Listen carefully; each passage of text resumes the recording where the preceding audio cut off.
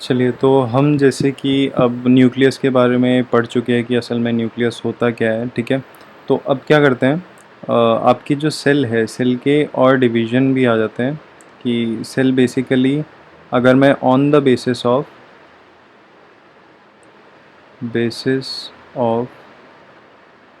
Development कि कितना developed है आपका सेल, उसके बेसिस पे अगर मैं डिवाइड करूं तो मेरे दो तरीके के सेल आते हैं। जो है आपके, सबसे पहला है प्रोकैरियोटिक, ठीक है, एंड दूसरा है आपका यूकैरियोटिक। तो सेल सेल लिख देना इसके आगे। तो इनमें क्या आता है, पेपर में जनरली इनके बीच में डिफरेंस आ जाता है, तो आपको याद होना चाहिए, और ये काफ़ी ज़्यादा इम्पॉर्टेंट है as a point of view, मतलब डिफरेंस के पॉइंट ऑफ व्यू से अगर हम देखें। तो सबसे पहले प्रोकैरियोटिक की अगर मैं बात करूं तो ये आपके स्मॉल होते हैं एज़ कम्पेयर टू यूकैरियोटिक, ठीक है। अगर मैं मोटा मोटा डिफरेंस बताऊं ना आपको, तो प्रोकैरियोटिक जो होता है उसमें जो न्यूक्लियस है आपका, वो इतना डेवलप्ड नहीं होता, मतलब ये प्रिमिटिव सेल है। बट यूकैरियोटिक ऐसे सेल है जो आपके, जिसमें जो आपका न्यूक्लियस है वो वेल डेवलप्ड होता है, प्रॉपर सब कुछ आपका प्रेजेंट होता है उसमें, ठीक है। तो इसका जो साइज़ है वो स्मॉल इन साइज़, ठीक है, और it is large in size. अगर मैं बात करूं तो प्रोकैरियोटिक अभी इतना डेवलप्ड नहीं है, तो ये जनरली सिंगल सेल्ड होता है। हमने देखो, आपके जो सेल है उसके डिवीजन दो बार कर चुके हैं, ये दूसरा, मतलब ये दूसरा है। सबसे पहला हमने करा था कि आपका मल्टी सेलुलर होता है, unicellular. Now this is prokaryotic and eukaryotic, ठीक है। तो डिफरेंसेस आप याद करते हुए चलना, क्योंकि डिफरेंसेस आते ही आते हैं जनरली। ये सिंगल सेल्ड होता है, दिस इज मल्टी सेलुलर, ठीक है। और अगर बात करें तो इसमें जो न्यूक्लियस है, जो सबसे मेन पॉइंट है कि nucleus is not well defined, और यहाँ पे आपका न्यूक्लियस वेल डिफाइंड है। न्यूक्लियस इज़ वेल डिफाइंड, ठीक है। तो ये आपके हो गए। एंड अगर मैं क्रोमोज़ोम की बात करूँ तो इसमें आपका सिर्फ और सिर्फ सिंगल क्रोमोज़ोम होता है, सिंगल क्रोमोज़ोम। बट अब ये वाला यूकैरियोटिक आपका डेवलप्ड है, तो इसलिए यहाँ पे ज़्यादा क्रोमोसोम्स होते हैं, तो मोर देन वन क्रोमोसोम्स, ठीक है। इसके अलावा हम बात कर सकते हैं कि ऑर्गेनेलीज। ऑर्गेनेलीज क्या होती है, आपकी जो भी मेटाबॉलिक एक्टिविटीज़ होती है, जो आपके सेल के लिए एसेंशियल है, उसकी लिविंग के लिए जो भी एक्टिविटीज़ एसेंशियल है, जैसे रेस्पिरेशन, ये सब, ठीक है, डाइजेशन वगैरह। तो वो सारी एक्टिविटीज़ कौन कंट्रोल करता है, आपकी ऑर्गेनेलीज। तो यहाँ पे अगर हम बात कर रहे हैं तो organelles are not membrane bound if present. आप अभी देखेंगे जब हम ऑर्गेनेलीज पढ़ेंगे, तो ऑर्गेनेलीज में देखेंगे कि असल में उनकी अपनी एक लेयर होती है, एक मेम्ब्रेन होती है, और वो अपनी अपनी मेम्ब्रेन में बाउंडेड रहती है, अपने अपने रीजन में बाउंडेड रहती है। बट यहाँ पे ऐसा है कि वैसे तो देखो प्रेजेंट होंगी नहीं, जनरली प्रेजेंट नहीं मिलती आपको ऑर्गेनेलीज। बट अगर मिल जाती है, कि अगर आपको ऑर्गेनेलीज मिल जाती है प्रोकैरियोटिक सेल में, तो असल में उनकी जो मेम्ब्रेन है वो मेम्ब्रेन बाउंड नहीं रहेंगी अगर प्रेजेंट है तो। और यहाँ पे सारी की सारी ऑर्गेनेलीज आपकी प्रेजेंट है, और ऑर्गेनेलीज जो होती है, organelles are membrane bound and are specific in nature,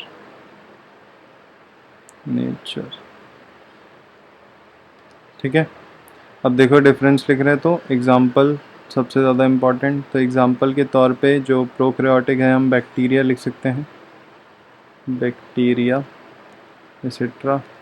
इसमें चाहें तो आपके ह्यूमंस हो गए, हम सारे यूकैरियोटिक एनिमल्स हैं, यूकैरियोटिक सेल वाले हैं।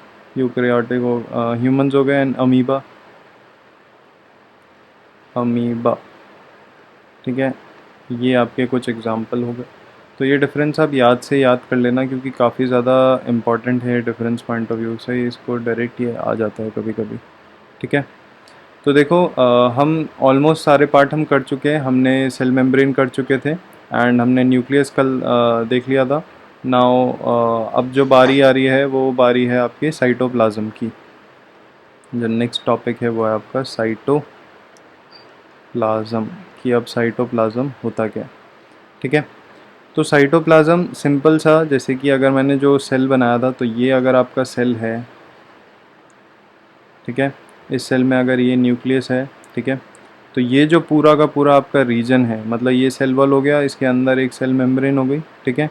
तो ये जो पूरा का पूरा ये जो रीजन आपको दिख रहा है लिक्विड वाला, ये जो रीजन होता है, ये पूरा का पूरा आपका बना होता है, जिसे हम बोलते हैं साइटोप्लाज्म,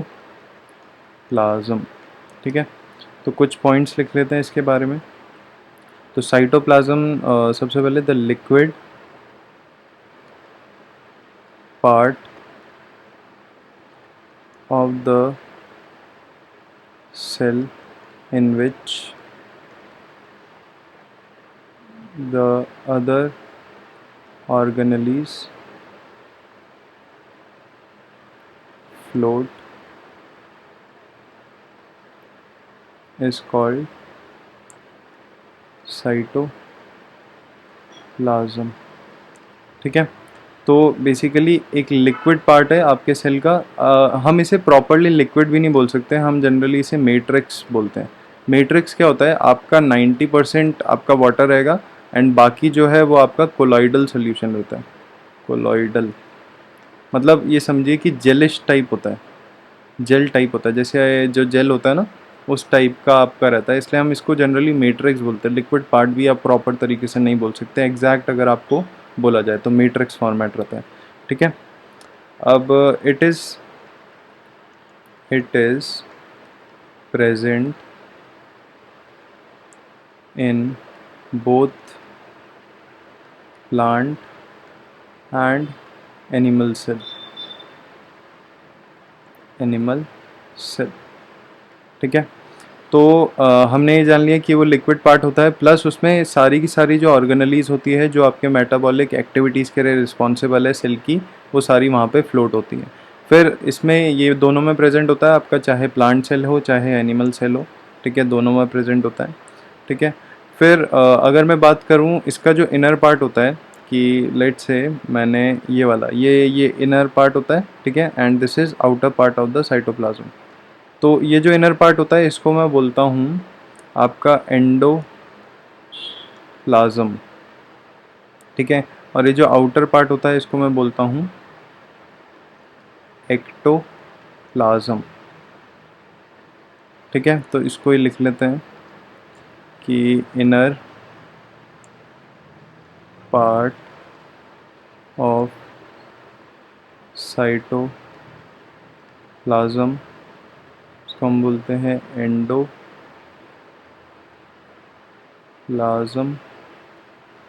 एंड आउटर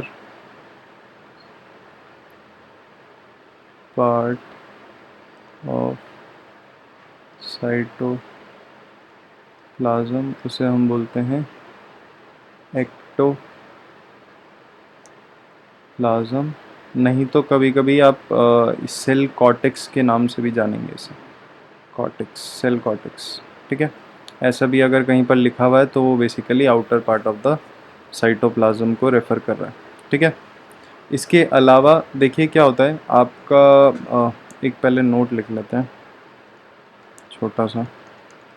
आपका जो साइटोप्लाज्म होता है उसमें एक्वस सॉल्यूशन होता है, कि अगर हम बात करें कि cytoplasm consist of an aqueous substance. Basically वो जो आपको एक्वस सब्सटेंस जो पता चल, जैसे ये जो लिक्विड है, असल में इसमें इसके पीछे जो एक्वस सब्सटेंस रिलेटेड है, उस सब्सटेंस का नाम है साइटोसोल, ठीक है। साइटोसोल की जो लिक्विड मटेरियल टाइप जो आप कह रहे हैं ना, उसमें आपका क्या क्या प्रेजेंट होता है? आपका जो साइटोप्लाज्म है, साइटोप्लाज्म में आपका साइटोसोल प्रेजेंट होता है। इसके अलावा आपके इनसॉल्युबल वेस्ट और इसके अलावा स्टोरेज प्रोडक्ट्स, ये कुछ चीज़ें हैं जो आपके साइटोप्लाज्म में प्रेजेंट होती है। ठीक है, आपका जो साइटोप्लाज्म का ये जो एक्वस पार्ट है पूरा का पूरा, यहाँ पे ये तीन चीज़ें प्रेजेंट होती है, जिसमें से सबसे मेन जो पार्ट है वो आपका है साइटोसोल। ठीक है, तो साइटोसोल के बारे में जान लेते हैं। साइटोसोल, ठीक है, तो साइटोसोल की अगर मैं बात करूँ सिंपल वर्ड्स में, तो the aqueous component of cytoplasm. Cytoplasm में जो एक्वस जो मीडियम आता है, एक्वस से मेरा मतलब है कि जनरली जो मैट्रिक्स टाइप जो उसका टेक्सचर आ रहा है, this is because of cytosol. ठीक है, एंड उसके अलावा अगर मैं चाहूँ तो ये लिख सकते हैं कि it contains a system of protein fibres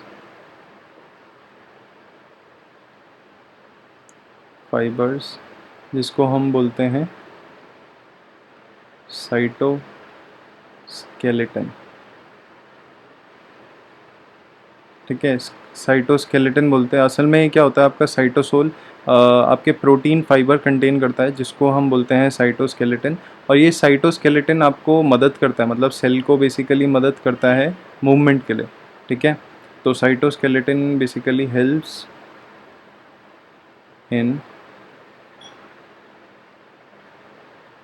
helps in movement. ठीक है, मूवमेंट में मदद करता है। इसके अलावा आपको हम ये लिख सकते हैं कि आपका साइटोसोल के बारे में जनरल इतनी इन्फॉर्मेशन काफ़ी है।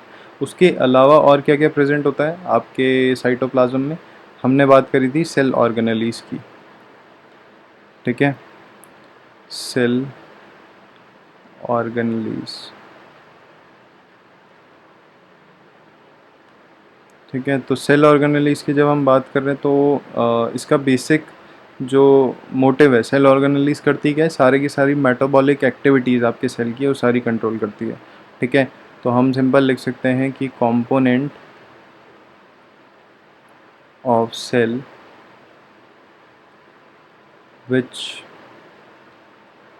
Perform different functions. ठीक है, अलग अलग फंक्शंस जो है वो अलग अलग फंक्शन परफॉर्म करती हैं हमारी सेल ऑर्गेनेलीज। इसके अलावा हम ये भी लिख सकते हैं कि असल में दैट इज़ द लिविंग, ये असल में living part of the cell having definite shape, structure and function. आपकी जितनी भी सारी की सारी सेल ऑर्गेनेलीज हैं, उनका अपना अपना स्ट्रक्चर होता है, अपनी अपनी शेप होती है एंड अपना अपना फंक्शन होता है।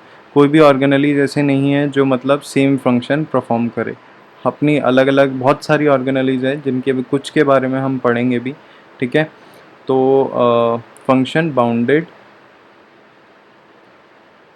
By plasma membrane.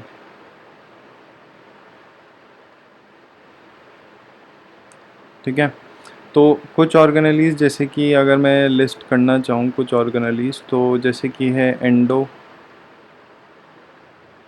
Plasmic reticulum,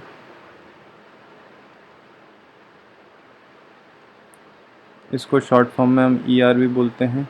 नहीं तो दूसरी है लाइजोसोम्स। फिर है आपके प्लास्टिड्स। फिर है गोल्गी,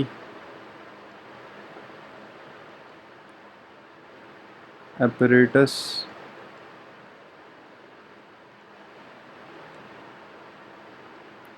फिर माइटोकॉन्ड्रिया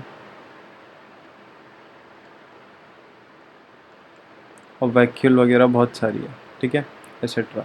तो इन सब के बारे में हम एक एक करके पढ़ेंगे, वो नेक्स्ट क्लास में टेकअप करते हैं, ठीक है। अभी के लिए आप इतना याद करिएगा, ठीक है, जो जो चीज़ें हैं, जो जो चीज़ें कराई हैं वो सब चीज़ें याद करिएगा। होमवर्क वही रहेगा कि आप रिवाइज़ करके रखिए जो चीज़ें हैं, ठीक है। चलिए फिर आज की वीडियो के लिए बस इतना ही।